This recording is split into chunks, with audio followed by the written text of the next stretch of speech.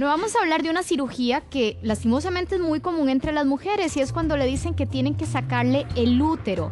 ¿Y usted sabía, señora, que lo pueden hacer vía vaginal, abdominal o laparoscópicamente? Bueno, justamente vamos a hablar de qué se trata esa cirugía, esa laparoscopía, que le puede beneficiar muchísimo porque tiene menos secuelas y además es mucho más rápida y la recuperación además es veloz. Así que vamos a acompañarnos en esta mañana. Estamos en compañía del doctor Luis Diego Carazo, que es ginecólogo, y nos va a hablar específicamente de la histerectomía laparoscópica. Doctor, muy buenos días. Buenos días. Doctor, ¿cuándo es conveniente realizar este procedimiento? Mire, en realidad las pacientes son candidatas o la paciente que va para histerectomía, y en general es candidata a hacer una histerectomía laparoscópica. Uno puede buscar condiciones ideales. Las condiciones ideales son pacientes que no han tenido cirugías previas, que los úteros no son espectacularmente grandes. A veces hay fibromas que son sumamente grandes y que no se pueden o cuesta más manejarlos. Por ahí. O pacientes que han tenido adherencias en cirugías anteriores y entonces eso eventualmente puede complicar la cirugía. Pero en realidad en manos expertas prácticamente cualquier útero puede sacarse por cirugía laparoscópica. Incluso pacientes con cáncer se pueden trabajar por laparoscopía. Ahora, la preparación para este procedimiento o esta cirugía, doctor. Ok, idealmente lo primero, bueno, y que se le pide a todas las pacientes es si fuma, dejar de fumar antes de la cirugía. Además, tratar, si ya tenemos programado que la cirugía se va a realizar a 1 mes, 2 meses, 3 meses plazo, es variable, y tratar de que la paciente se alimente lo más sana posible y que trate de bajar peso lo más posible. Entre más cerca esté la paciente de su peso ideal, pues más rápida va a ser la recuperación. Aparte de eso, la preparación va a ser la misma preparación de cualquier cirugía. El día antes de la cirugía estar en ayunas, bueno, mantenerse en ayunas el día de la cirugía. Si eventualmente se le manda algún tipo de laxante, tiene que usarlo. Y ocasionalmente puede usar antibiótico profiláctico, ya eso depende de cada caso. Ahora, doctor, uno escucha histerectomía laparoscópica, ¿verdad? Y suena aquello como un viaje a las estrellas. ¿En qué consiste esta operación? Porque incluso usted nos trae el instrumento que se utiliza, ¿verdad, Algunos doctor? sí, hay varios instrumentos que se utilizan para esto. Este es uno que podemos revisar. ¿Podemos claro. verlo? Porque uno le da curiosidad, porque en realidad no es la abertura normal. ¿Cómo es que funciona esto? Lo que doctor? trabajamos es esto: hacemos una incisión de 10 milímetros, o sea, 1 centímetro a nivel del ombligo. A través de esa incisión se va a introducir una cámara y esa cámara nos permite la visualización interna. Vamos a inyectar, digámoslo así, a través de la misma conexión, gas, CO2 básicamente, para distender el abdomen y que nos cree un espacio a través del cual podamos ver. Doctor. Básicamente, sí. Y vamos a colocar a nivel vaginal un aparatito que es un manijador que se pega del útero para poder movilizar el útero hacia un lado y hacia el otro y poderlo exponer de forma que la persona que está operando pueda trabajar. Generalmente la cirugía se hace entre 3 personas, el que maneja a nivel vaginal el útero, que lo va a estar movilizando, y los 2 que están haciendo la cirugía. Ahora, doctor, esto entonces, ¿qué es lo que hace este aparato que usted nos trae? Y además de esa incisión en el ombligo para meter la cámara, vamos a hacer 2 o 3 incisiones de 5 milímetros, o sea, medio centímetro, en los costados. Hay puntos específicos donde se realizan y a través de eso vamos a introducir este tipo de instrumentos. Este es uno de los que se usa, hay diferentes tipos. Este es uno y lo que hace es que prensa y de una vez, donde uno prensa la estructura.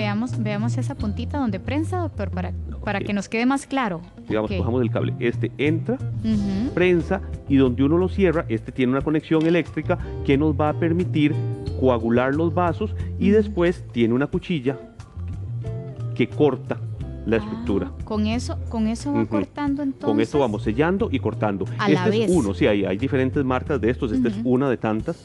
Y esto es un aparato que nos da mucha movilidad porque logramos entrar. Si resulta que vamos a tomar acá, pues yo ahí agarro. Pero si resulta que yo necesito tomar este de acá, pues no puedo entrar aquí, entonces puedo movilizar el aparato para poner el ángulo que yo necesito y yo lo puedo mover ahí según lo que la necesidad de ustedes en la cirugía. Y además, la persona que está a nivel vaginal nos moviliza el útero hacia un lado y hacia el otro, exponiendo las zonas donde tenemos que ir trabajando. Doctor, usted nos compartió un video, porque también a través del video es más sencillo lograr esta explicación para que usted nos pueda describir ese paso a paso. Sí, bueno, este es el canal de entrada y se está insuflando todavía, no hemos logrado una visualización adecuada de los órganos pélvicos todavía. Esa es la camarita, Esa doctor. es la cámara, sí. La camarita es chiquitita, doctor. La cámara es muy pequeña, el diámetro, o sea, la cámara está pegada afuera del aparato, digamos, asumiendo que este fuera, la cámara estaría pegada acá y esto lo que tiene es un sistema de lente que transmite la luz y nos transmite la imagen. Y el lente va a estar adentro de la paciente y lo vamos a movilizar para poder ver cómo anda el asunto. Doctor, ¿ahí qué es lo que estamos observando? Esto es un poquito de grasa preperitoneal y ya ahí estamos en cavidad. Aquí podemos ver útero. ¿Ese es el De útero? acá es el útero. Aquí tenemos ligamentos y trompas. La imagen está un poquitito borrosa. Cuando la imagen está borrosa uno pega la cámara. Este es un útero. ovario. No, este es el útero y allá van las trompas. Ahí lo que hicimos fue limpiar el lente para poder un poquito para tratar de mejorar la imagen que está un poquito borrosa. Hay diferentes ligamentos de sostén. Estos ligamentos de acá son los ligamentos uterosacros. Allá tenemos trompas, ligamentos redondos. Y adelante, muy importante, la vejiga, que tenemos que irla separando. Y que hay que cuidarla, entonces vamos doctor, a ir, por sí, supuesto. hay que tener mucho cuidado con vejiga, hay que tener mucho cuidado con los ureteros, que son los conductos que van desde el riñón hasta la vejiga. Ahora, doctor, entonces, toda esta imagen, y usted a través de esa camarita es que va realizando, ahí ya está el otro ahí instrumento. estamos metiendo, sí, el puerto para colocar el otro instrumento por ahí. Y la persona que está en vagina, vean que está movilizando el útero. El útero obviamente no tiene movimiento propio. Esa es la persona que está en vagina que empuja el útero hacia adentro y lo moviliza hacia un lado y hacia el otro para que las estructuras que tenemos que ir resecando las podamos ir visualizando bien y podamos ir accediendo a los pasos quirúrgicos e ir resecando todas las estructuras. Ahí donde es ese instrumento que usted estaba mencionando, doctor. Este es uno.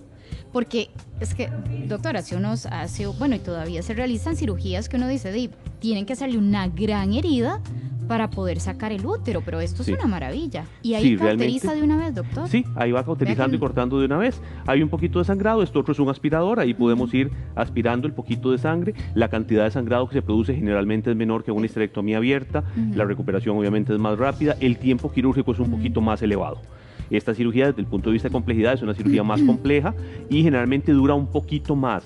Ahora, hay gente que tiene tantísima experiencia en hacer histerectomías abdominales que duran lo mismo que dura uno o que se dura en promedio en una histerectomía abdominal. Ahora, doctor, tal vez para que la gente le quede claro, porque uno dice, bueno, ¿cuál es la diferencia entre la apertura que se hace en una cirugía abierta a nivel abdominal versus una laparoscopía como esta, por ejemplo, solo a nivel de cicatriz, doctor? A nivel de cicatriz, digamos, la Tal vez lo cicatriz... podemos ver como con mi abdomen para que la gente tenga como esa visión de la diferencia. Podríamos hablar de que más o menos la cicatriz sería una cicatriz de bikini de más o menos unos 10 centímetros. 10 centímetros, sí, doctor. Similar a una cesárea, algo parecido a eso. ¿Como el tamaño de este lapicero? Más o menos, sí. Acá.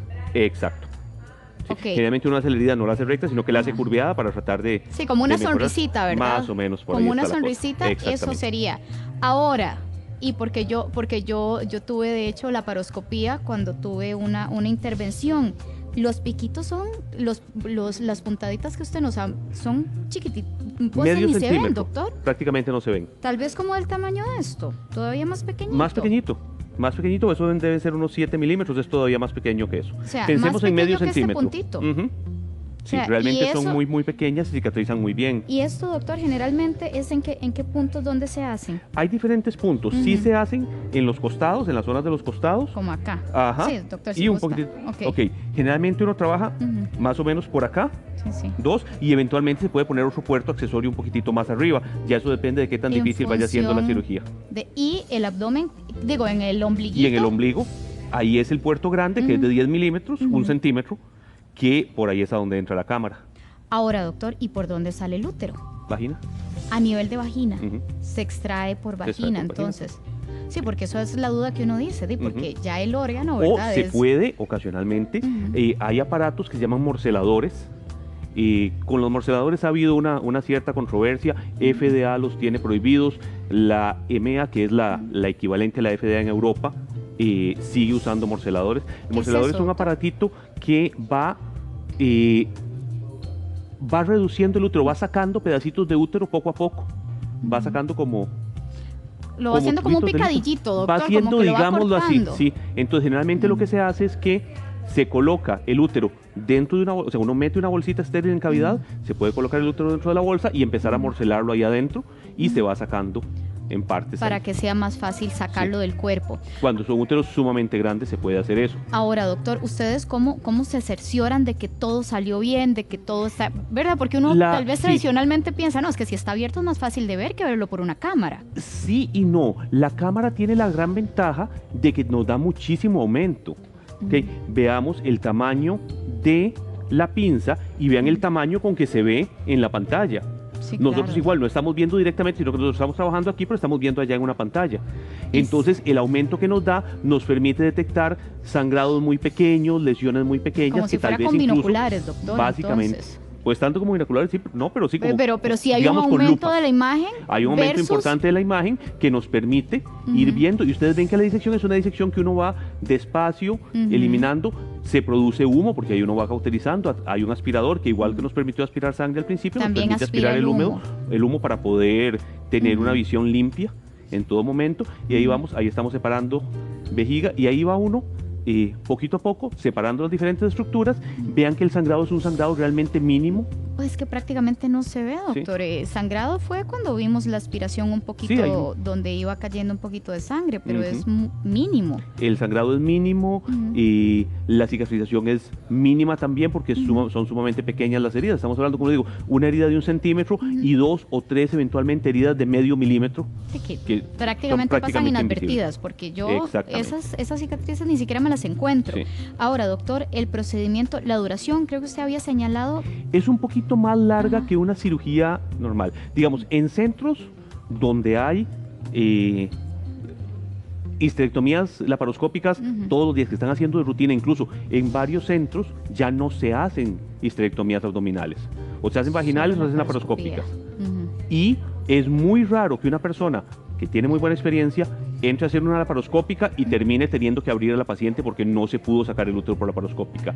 Ellos manejan un promedio de más o menos 6 a 18 minutos más de cirugía, de tiempo quirúrgico, que en un abdominal, que realmente es muy poquito. Muy poco la diferencia. Y eso doctor. lo comparamos contra la recuperación. Una paciente dura más o menos, para recuperarse de un abdominal, 4 o 6 semanas.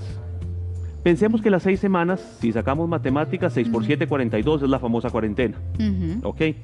Con una histerectomía laparoscópica, la paciente generalmente en 2 o 3 semanas ya está bien. 2 o 3 semanas máximo. Sí. Buenísimo. Sí, ahora, doctor, los cuidados, porque una vez se ve esa cicatriz tan pequeñita y dice, a mí no me pasó nada, pero hay cuidados que hay que tener. Sí, el riesgo, al ser heridas más pequeñas hay menos riesgo de infección, al ser heridas más pequeñas hay muchísimo menos riesgo de que se pueda hacer una hernia. Generalmente lo que se le pide a la paciente es un poquito de sentido común, porque si hay pacientes que se ponen a hacer loco muy rápido. Lo ideal es que la paciente tenga los cuidados, que se acuerde de una forma u otra que está operada y que tiene que cuidarse. Entonces, no estar alzando objetos pesados, no estar haciendo mucho loco en cuanto a subir y bajar gradas, no estar movilizando, empujando muebles, cosas así. O sea, que se acuerde que está operada. La paciente muy rápido se va a sentir bien, pero es importante que tenga claro que fue sujeto de una cirugía y que tiene que tener los cuidados de todas las cirugías. Que esos cuidados van a ser por un tiempo tal vez un poquito más corto, sí, pero igual tiene que cuidarse. ¿Candidatas para este tipo de operación, doctor? Prácticamente cualquier paciente que requiere una histerectomía, salvo que el útero sea exageradamente grande o si hay una paciente que ha tenido un proceso abdominal o pélvico infeccioso, una enfermedad pélvica inflamatoria, un apéndice perforado, alguna cosa así, esas cirugías tienden a ser mucho proceso adherencial y las adherencias nos pueden dificultar a veces la realización de la cirugía. Entonces, sí hay que tener cuidado en la selección de la paciente y de una forma u otra hay que tener cuidado también en la selección de la persona que la va a operar, porque no todos tienen la destreza que se requiere para realizar una de estas cirugías. Hay ginecólogos que trabajan cirugía laparoscópica con mucha frecuencia, hay ginecólogos que trabajan cirugía laparoscópica con menos frecuencia y según el caso, si el caso es un caso sencillo, pues probablemente cualquier laparoscopista va a poder sacar ese útero. Si el caso es un caso complicado, sí necesitamos una persona que realmente tenga la pericia necesaria. Muy bien. Doctor Carazo, como siempre, un placer y gracias por sacarnos de duda, porque uno no conocía muy bien este tipo de cirugía. Muy amable, doctor. Gusto. Pati.